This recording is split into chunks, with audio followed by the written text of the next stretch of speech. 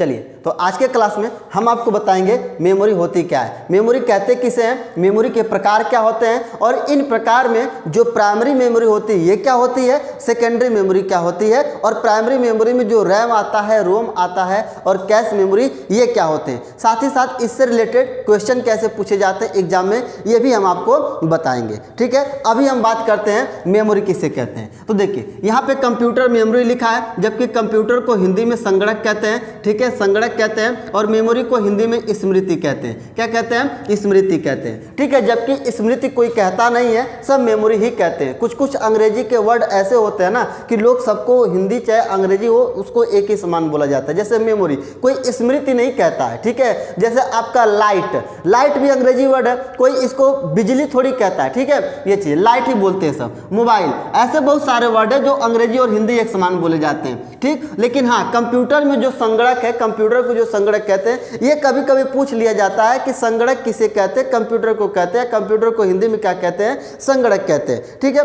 चलिए छोड़िए, यहाँ पे देखते हैं मेमोरी किसे कहते हैं। मेमोरी, तो जो आपकी मेमोरी होती है, मेमोरी अगर हम नॉर्मली ऐसे बातचीत में कहें कि आपके भाषा में या फिर नॉर्मली ऐसे कहा जाए कि मेमोरी होता क्या है। ठीक है, तो देखिए मेमोरी कंप्यूटर में वह होता है जिसमें कंप्यूटर के सभी डाटा एक साथ क्या रहते हैं, स्टोर रहते हैं। सभी डाटा एक साथ स्टोर रहते हैं कंप्यूटर में, जिस पार्ट में उसे क्या कहते हैं, मेमोरी कहते हैं। जैसे आपके पास वीडियो है तो वीडियो है, या फिर आपके पास फोटो है, या फिर आपके पास कोई डॉक्यूमेंट जो कीमती डॉक्यूमेंट है आपके ऑफिस के लिए, या फिर आपका कोई एजुकेशन से रिलेटेड कोई पीडीएफ वगैरह पढ़ने के लिए ढेर सारा है, या फिर आप अपने बर्थडे पार्टी का कोई वीडियो, तमाम तरह के चीज़ों का क्या रखे हैं, डाटा रखे हैं, वीडियो, फोटोज, डॉक्यूमेंट, तो उस सब स्टोर करके कहाँ रखेंगे, जहाँ रखेंगे उसी को क्या कहते हैं, मेमोरी कहते हैं। कंप्यूटर में वे पार्ट या फिर कंप्यूटर के वे भाग जिसमें सभी डाटाओं को कलेक्ट करके रखा जाता है उसे ही मेमोरी कहते हैं। ठीक है, ये हमारे और आपके भाषा में। लेकिन किताब के भाषा में क्या कहता है, किताब के भाषा में कि जो मेमोरी होती है, जो मेमोरी होता है यह कंप्यूटर का वह आंतरिक भंडार होता है। कंप्यूटर का वह आंतरिक भंडार या फिर वह स्टोरेज क्षमता होती है जिसमें सीपीयू को प्रोसेस करने के लिए, सीपीयू को प्रोसेस करने के लिए एक यूनिट की जरूरत होती है, और वह यूनिट मेमोरी में क्या रहता है, स्टोर रहता है, जिसे सीपीयू प्रोसेस करके क्या करता है, परिणाम के लिए इकट्ठा करता है। यानी कि कंप्यूटर के मेमोरी यानी कि कंप्यूटर मेमोरी कंप्यूटर का वह आंतरिक भंडार है या फिर वह संग्रहण क्षमता है जिसमें सीपीयू को प्रोसेस करने के लिए एक यूनिट की जरूरत होती है, एक इकाई की जरूरत होती है, जिसमें जो क्या नाम है कि मेमोरी में क्या रहती है कि स्टोर रहती है, मेमोरी में स्टोर रहता है, जिसका सीपीयू क्या करता है कि प्रोसेस करता है, और फिर परिणाम के लिए सीपीयू प्रोसेस करता है, तो जो आउटपुट आप देखते हैं वो सीपीयू के द्वारा किया गया कार्य ही होता है। ठीक है, ये चीज है। सीपीयू को कंप्यूटर का दिमाग कहते हैं, इसका पूरा नाम आपका होता है सेंट्रल प्रोसेसिंग यूनिट होता है। ठीक है, सेंट्रल प्रोसेसिंग यूनिट होता है। ठीक है, सेंट्रल प्रोसेसिंग यूनिट किसका, सीपीयू का पूरा नाम होता है, जबकि ये नॉर्मली चीज है, ये सब लोग जानते हैं कि सीपीयू का पूरा नाम सेंट्रल प्रोसेसिंग यूनिट ही होता है। ठीक है, इसको कंप्यूटर का दिमाग भी कहते हैं, जो कि कंप्यूटर का सबसे मेन पार्ट देखा जाए तो यही होता है। इसके तीन भाग होते हैं, एक एएलयू, एक सीयू, एक एमयू।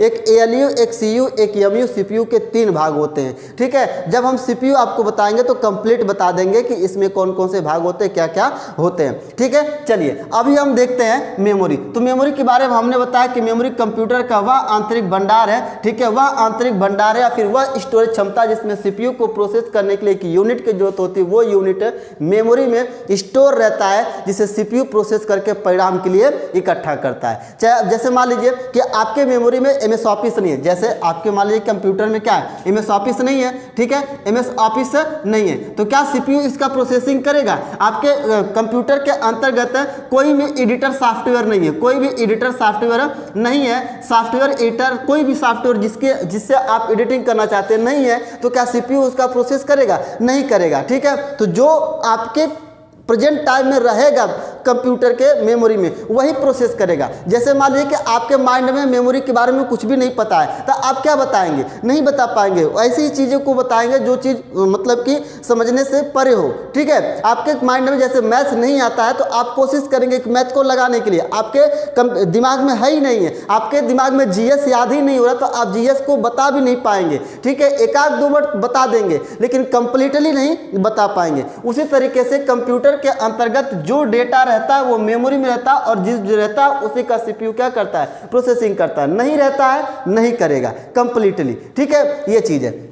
तो इसमें फ़र्क ये हो जाता है कि कुछ सॉफ्टवेयर होते हैं, कुछ सॉफ्टवेयर होता है, और वो कुछ सिस्टम सॉफ्टवेयर होते हैं, कुछ एप्लीकेशन होते हैं। ऐसे करके ऐसे मिल करके कंप्यूटर सिस्टम के अंतर्गत क्या होते हैं? प्रोसेसिंग की प्रक्रिया होती रहती है, ठीक है। छोड़िए सारी चीज़ें, मेमोरी को देखते हैं। तो मेमोरी को हमने बताया, अब देखते हैं कि इसके प्रकार क्या होते हैं। मेमोरी के देखिए दो प्रकार होते हैं मुख्य रूप से, ठीक है। ये एक आपका होता है प्राइमरी, मेमोरी के दो प्रकार होते हैं, एक आपका प्राइमरी होता है, दूसरा आपका क्या होता है कि सेकेंडरी होता है। दूसरा आपका सेकेंडरी होता है। एक प्राइमरी होता है, दूसरा आपका सेकेंडरी होता है। प्राइमरी मेमोरी को प्राथमिक मेमोरी भी कहते हैं, प्राथमिक मेमोरी, ठीक है। प्राथमिक मेमोरी भी कहते हैं या फिर पहली मेमोरी भी कह सकते हैं, ठीक है। और सेकेंडरी मेमोरी को द्वितीय मेमोरी भी कहते हैं, द्वितीय मेमोरी भी कहते हैं, या दूसरी मेमोरी भी कह सकते हैं, दूसरी मेमोरी भी कह सकते हैं, ठीक है। यानी कि प्राइमरी को प्राथमिक या पहली मेमोरी कह सकते हैं, ठीक है, या मुख्य मेमोरी या मेन मेमोरी भी कह सकते हैं। सेकेंडरी को द्वितीय या दूसरी मेमोरी भी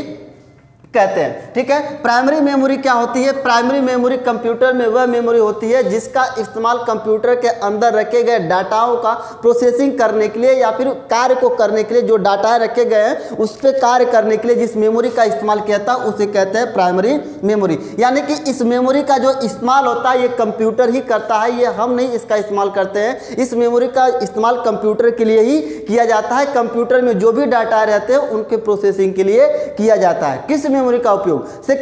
प्राइमरी मेमोरी का उपयोग करते हैं, ठीक है। कंप्यूटर की मेन मेमोरी भी कहते हैं। सेकेंडरी मेमोरी वह मेमोरी होती है जिसके अंतर्गत कंप्यूटर के उपयोगी डाटाओं को क्या किया जाता है? स्टोर किया जाता है। उपयोगी डाटा जो कभी आने वाले समय में इस्तेमाल करने की जरूरत पड़ जाए तो उसमें इस मेमोरी में क्या किया जाता है? उसको स्टोर करके रख दिया जाता है, ठीक है। जैसे आपको वीडियो रखना तो आप हार्ड डिस्क में रखेंगे, कंप्यूटर की सेकेंडरी मेमोरी है। अब वीडियो को रोज रोज थोड़ी देखेंगे, मन करेगा तो देखेंगे, नहीं तो फिर नहीं देखेंगे, ठीक है। ये चीज है। तो प्राइमरी मेमोरी जो आपकी होती है ये भी दो प्रकार की होती है। एक आपका देखिए रोम होता है, दूसरा आपका क्या होता है कि रैम होता है। एक आपका रोम होता है, दूसरा आपका रैम होता है। रैम जो होता है इसको कहते हैं रैंडम एक्सेस मेमोरी। क्या कहते हैं? रैंडम एक्सेस मेमोरी कहते हैं, ठीक है। रैंडम एक्सेस मेमोरी, पहले हम इसी को देख लेते हैं, किसे? रैम को देख लेते हैं, ठीक है।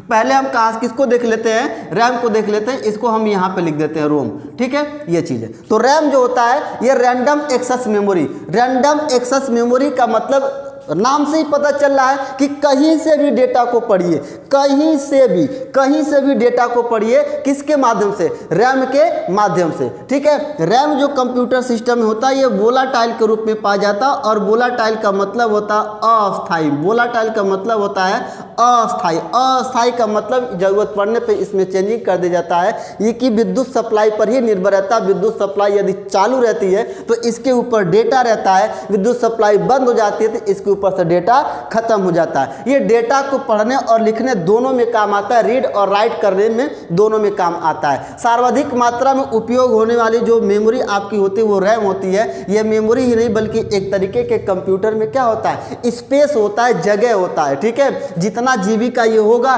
उतना अच्छा सा आप एप्लीकेशन, उतने बढ़िया एप्लीकेशन को इस्तेमाल कर पाएंगे। जितना कम होगा उतने कम का क्या कर पाएंगे? इस्तेमाल कर पाएंगे। ये हम आपको रैम के बारे में बता रहे हैं। देखिए अब बताते हैं फिर से, ठीक है। देखिए जो रैम आपका होता है, रैम का पूरा नाम क्या होता है? Random access memory. Random access memory computer system में जो रैम होता है यह अस्थायी अवस्था में पाया जाता है। अस्थायी रूप से इसमें पाया जाता है क्योंकि डेटा इसमें अस्थायी रूप से ही क्या होते हैं? उपस्थित होते हैं। कंप्लीट डेटा इसमें अस्थायी रूप से नहीं होते हैं, अस्थायी रूप से ही होते हैं। जब तक विद्युत सप्लाई चालू रहेगी तब तक ये कंप्यूटर सिस्टम में डेटा को क्या करेगा, अपने ऊपर लोड किया रहेगा, और जैसे विद्युत सप्लाई बंद होगी ये तुरंत उस डेटा को क्या करेगा, छोड़ देता है। विद्युत सप्लाई ऑन होने पर ही डेटा पे क्या करता है कि काम करता है। यानी कि कोई भी मेमोरी, देखिए हार्ड डिस्क जो आपकी होती है HDD, हार्ड डिस्क जो होता है इस मेमोरी, इसमें डाटा रहता है। जब हम कोई डाटा को क्लिक करते हैं वो तो रहता है हार्ड डिस्क में, जब हम क्लिक करते हैं तो यह उठा करके देता है किसको,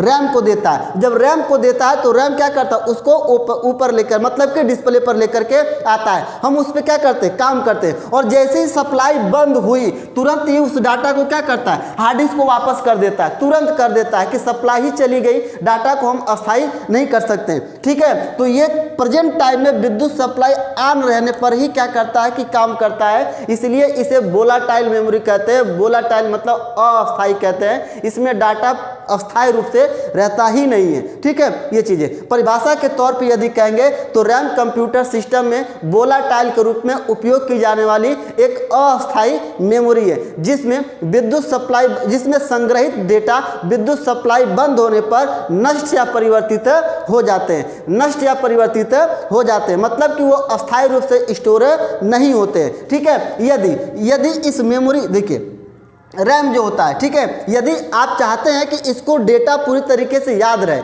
ठीक है, पूरी तरीके से क्या रहे, याद रहे, तो हम कंप्यूटर में बनाए गए डेटा को क्या करते हैं, सेव करते हैं। क्या करते हैं, सेव करते हैं। जब सेव करेंगे तो नेम से पूछा जाता है कि किस नेम से सेव करना है, किस नेम से सेव करना है, तो हम उसमें नाम देते हैं, और फिर पूछा जाता है लोकेशन, कहाँ सेव करना है, तो लोकेशन देते हैं, और फिर ओके कर देते हैं। तो मान लीजिए कि हम कंप्यूटर में ये फाइल बना रहे, इसमें कुछ काम किए ऐसे, ठीक है, ऐसे काम किए, और इसको हमने सेव कर दिया XYZ के नाम से कंप्यूटर के डेस्कटॉप पे, और पुनः फिर हम काम को ऐसे कर रहे हैं, काम को और ज़्यादा कर दिए तो Ctrl+S करके सेव करेंगे तो ये उसी में उसे तैयार देगा, मतलब कि उसी में उसे क्या करेगा, उसी में सेव कर देगा। तो जब विद्युत सप्लाई बंद होगी तो ये करेंटली डाटा को छोड़ चुका होगा, लेकिन जो सेव किया गया डाटा होगा उसको स्टोर कर दिया गया होगा। ठीक है, और पुनः जब ओपन करेंगे ना तो आपको इतना डाटा मिल जाएगा, और बार बार आप उसको काम करते रहेंगे, सेव करते रहेंगे, काम करते रहेंगे, सेव करते रहेंगे, तो वो आपका सेव होता रहेगा, सेव होता रहेगा, सेव होता रहेगा, उसी में तैयारते जाता है, एक दूसरे के ऊपर क्या होता है,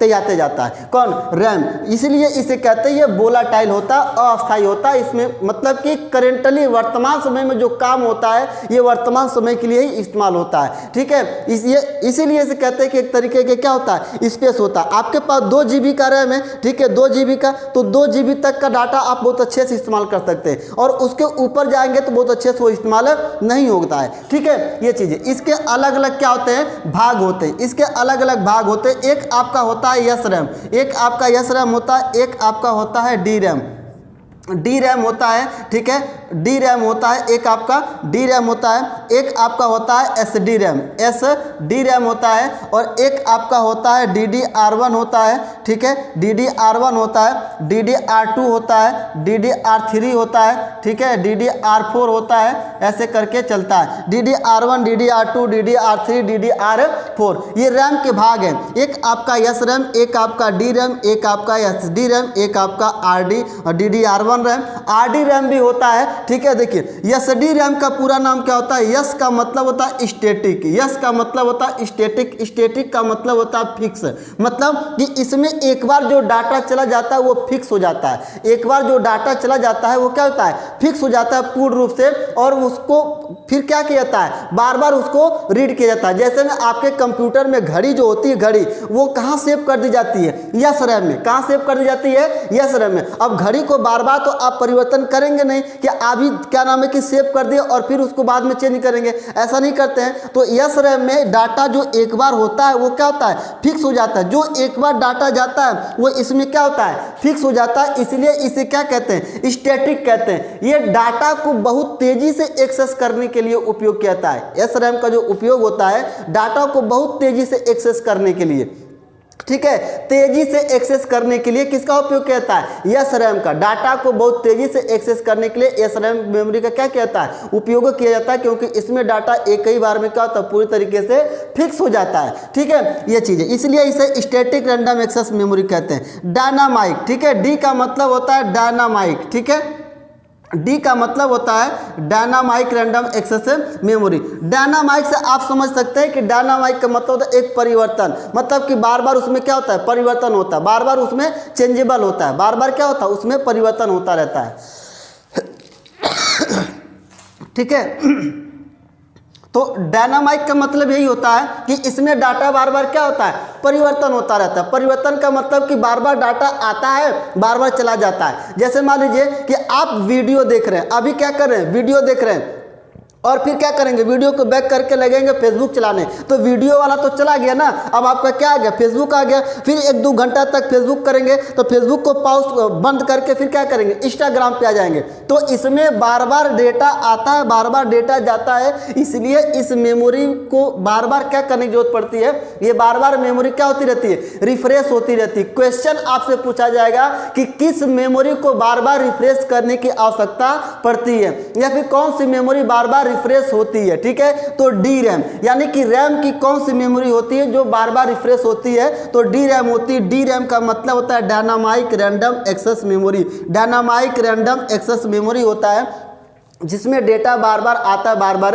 चला जाता है। ठीक है, और एसडी का मतलब होता है एसडी, एसडी का मतलब होता है, एस का मतलब होता है सिंक्रोनस, एस का मतलब होता है सिंक्रोनस होता है। ठीक है, सिंक्रोनस होता है, यानी कि इसमें डेटा अपने आप, मतलब कि जो डेटा स्टोर होते हैं वो सिंक्रोनस होते रहते हैं। ठीक है, सिंक्रोनस होते रहते हैं। लेकिन इसके बीच एक आता है कौन, कैश मेमोरी। कौन आता है, कैश मेमोरी। ठीक है, कैश मेमोरी जो होता है ये रैम की क्षमता को बढ़ाने के लिए किया जाता है। किसका, रैम की क्षमता को बढ़ाने के लिए। ये आकार में छोटी होती है, बहुत बड़ी नहीं होती है, आकार में बहुत छोटी होती है। कैश मेमोरी ऐसे रहती है। ठीक है, आकार में बहुत छोटी होती है। कौन, कैश मेमोरी। इसलिए इसे सीपीयू और रैम के बीच में लगाया जाता है। किसे, कैश मेमोरी को। एग्जाम में क्वेश्चन पूछा जाता है कि कौन सी मेमोरी सीपीयू और रैम के बीच की भाग होती है। ठीक है, तो कैश मेमोरी, या कैश मेमोरी किन दो मेमोरियों के बीच की भाग होती है। ठीक है, तो सीपीयू और रैम के बीच की जो भाग होती है उसे कैश मेमोरी कहते हैं। आकार में ये छोटी होती है,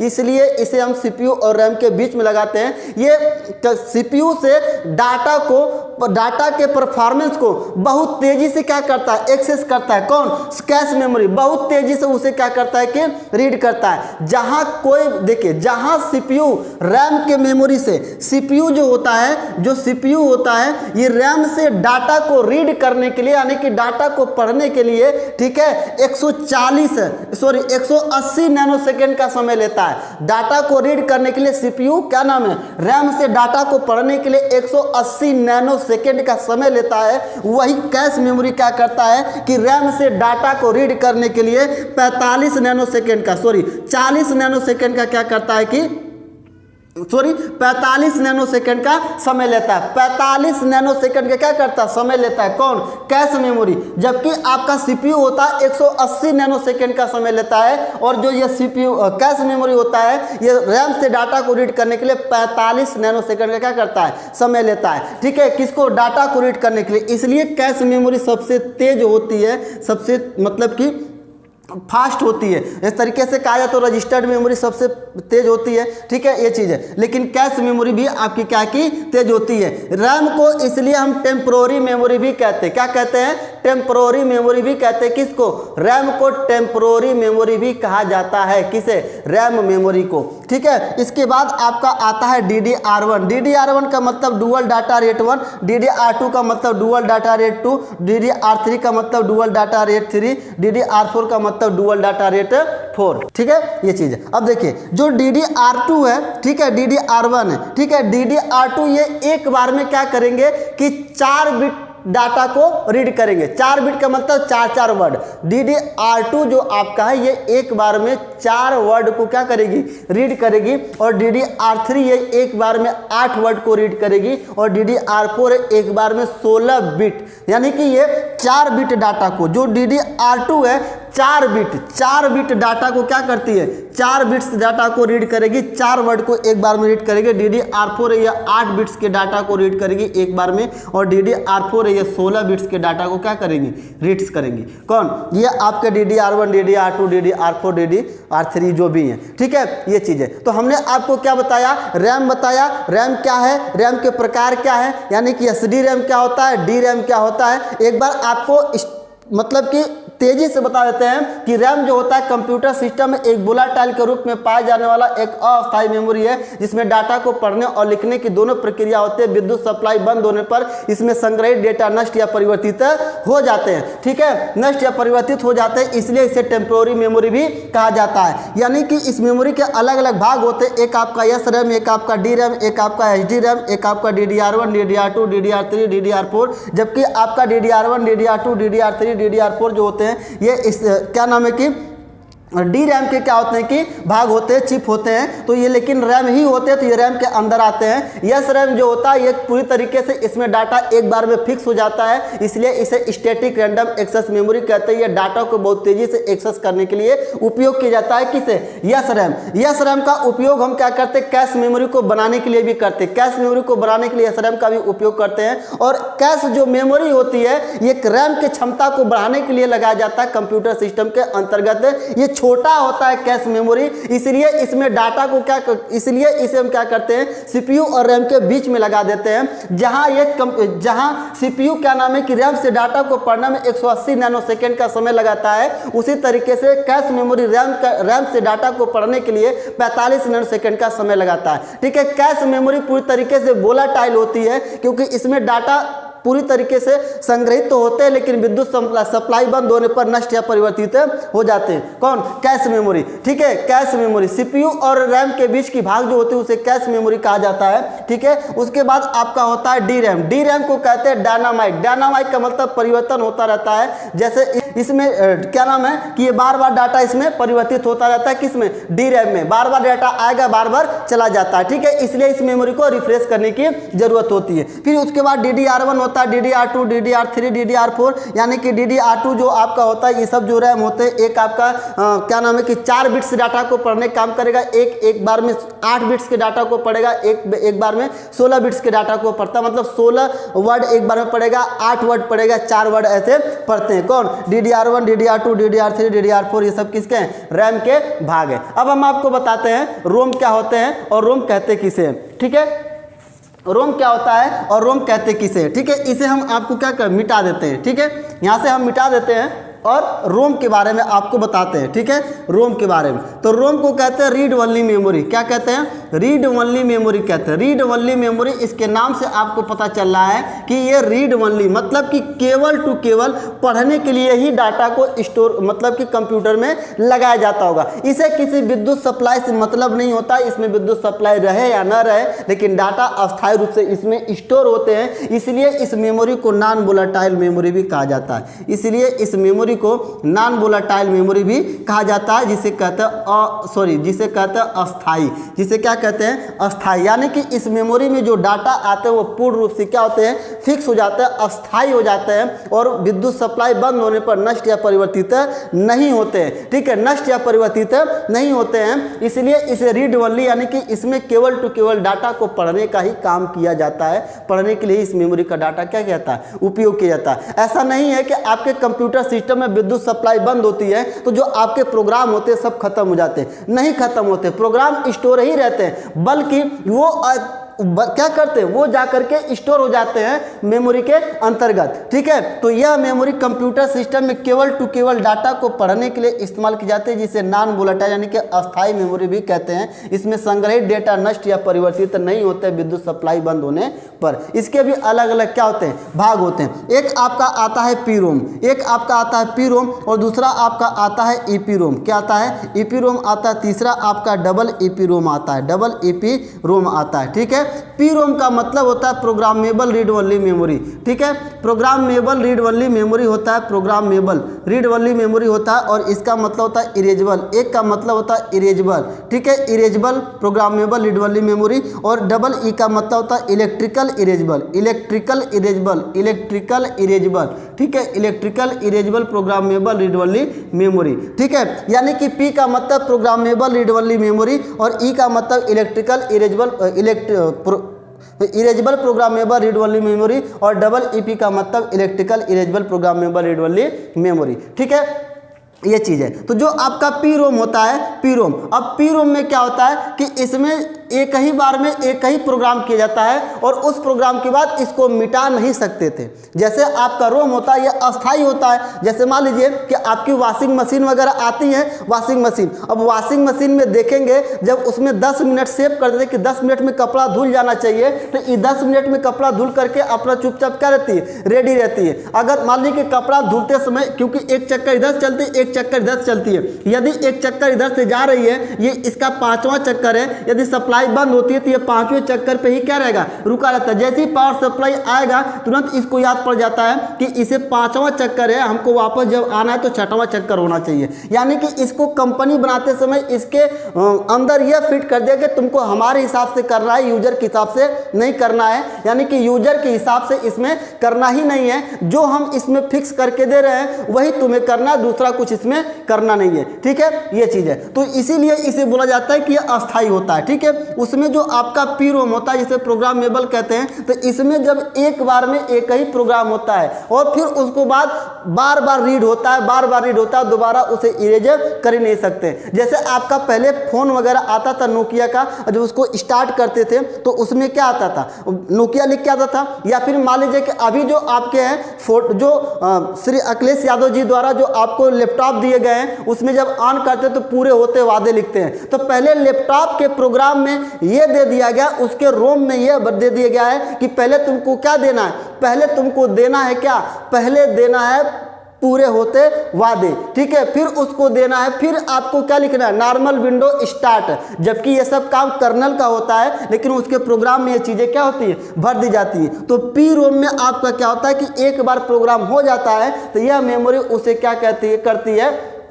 कि उसे बार बार रीड करती रहते, इरेज नहीं करती है। कंपनी भी इसे बनाए तो बाद में इसे प्रोग्राम को इरेज नहीं कर पाई, इसीलिए इसे ओटीपी भी कहते हैं। ओटीपी का मतलब वन टाइम प्रोग्रामेबल, एक ही बार केवल प्रोग्राम किया जाएगा, दोबारा इसमें प्रोग्राम नहीं किया जाता है, ठीक है। ईपी रोम का मतलब होता है, ईपी रोम का मतलब होता है इरेजेबल प्रोग्राम, मतलब कि इसके अंतर्गत जो एक बार प्रोग्राम कर दिया जाएगा हो जाता था, उसे अल्ट्रावायलेट रेज की मदद से, यानी कि परावैद्युतिक किरण के माध्यम से उसे मिटाना पड़ता था, घिसना पड़ता था, समय लगता था इस मेमोरी के अंतर्गत डाटा को इरेज करने पर, ठीक है। बाद में इस कंपनी वालों ने डबल ईपी रोम बना दिया, यानी कि इलेक्ट्रिकल इरेजेबल, यानी कि इसमें कोई भी एक बार डाटा जाएगा उसको फिर इलेक्ट्रिकल के माध्यम से इरेज करके उसमें दूसरा डेटा क्या करेंगे, ऐड कर देंगे, ठीक है। ये चीज है। तो ये आपका क्या था, पी रोम, ईपी रोम और डबल ईपी रोम। हमने आपको क्या बताया, प्राइमरी मेमोरी बताया, ठीक है। और प्राइमरी मेमोरी में रैम क्या होता है, रोम क्या होता है, ठीक है। और रोम के अंतर्गत और रैम के अंतर्गत इसके अलग अलग भाग होते हैं, सब आपको बताएं, ठीक है। एक बार फिर से रोम को देख लीजिए कि रोम जो होता है कंप्यूटर सिस्टम में एक ही बार के रोम जो कंप्यूटर सिस्टम होता है केवल टू केवल डाटा को पढ़ने के लिए उपयोग किया जाता है, क्योंकि कंप्यूटर सिस्टम में ये अस्थायी रूप से पाया जाता है, इसमें डाटा अस्थायी रूप से एक ही बार स्टोर कर दिए जाते हैं, ठीक है। इसके अलग अलग भाग होते हैं, पी रोम होता है, ईपी रोम होता है, डबल ईपी रोम होता है। पी रोम का मतलब प्रोग्रामेबल रीड ओनली मेमोरी होता है, इसमें एक बार में एक ही प्रोग्राम, एक बार में डाटा जब प्रोग्राम कर दिया था तो वो पूरी तरीके से फिक्स हो जाता है, इसलिए इसे क्या कहते हैं, ओटीपी भी कहते हैं, वन टाइम प्रोग्रामेबल कहते हैं। इसे मिला मतलब पुनः फिर से इरेज भी नहीं कर सकते, ठीक है। ईपी रोम का मतलब इरेजेबल, मतलब इसमें डाटा जब एक बार में प्रोग्राम कर दिया जाएगा तो उसे अल्ट्रावायलेट रेज के माध्यम से, यानी कि परावैद्युतिक किरण के माध्यम से मिटाया भी जा सकता था, ठीक है। और इसको आप बार बार एडिट करके, यानी कि इरेज कर करके इलेक्ट्रिकल के माध्यम से दूसरा डाटा भी इंटर कर सकते हैं, ठीक है। ये चीज़ है। अब हम आपको बताते हैं कि क्वेश्चन कैसे पूछेंगे। तो पूछेगा निम्न में से कौन सर्वाधिक मात्रा में उपयोग की जाने वाली प्राइमरी मेमोरी है, ठीक है। सर्वाधिक मात्रा में देखा तो आपका रैम उपयोग किया जाता है, ठीक है।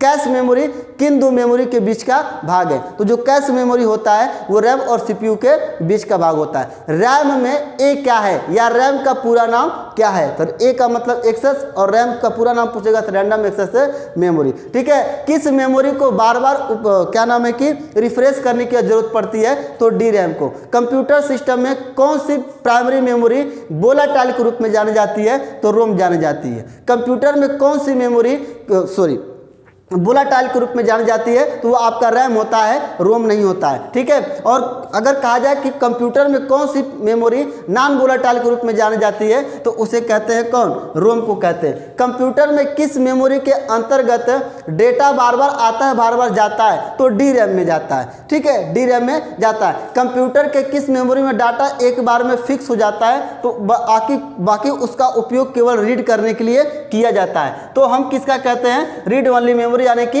रोम का। एक बार डाटा स्टोर हो जाता है, विद्युत सप्लाई से कोई मतलब नहीं होता है और बार बार इसे क्या करते हैं, रीड करते हैं। हम मुख्य रूप से कंप्यूटर की किस मेमोरी का सर्वाधिक मात्रा में उपयोग करते हैं, तो प्राइमरी मेमोरी का। ठीक है, प्राइमरी मेमोरी सेकेंडरी मेमोरी की अपेक्षा होती है, तेज होती है। ठीक है, किस मेमोरी को टेम्परेरी मेमोरी कहते हैं, तो रोम को टेम्परेरी मेमोरी भी कहते हैं।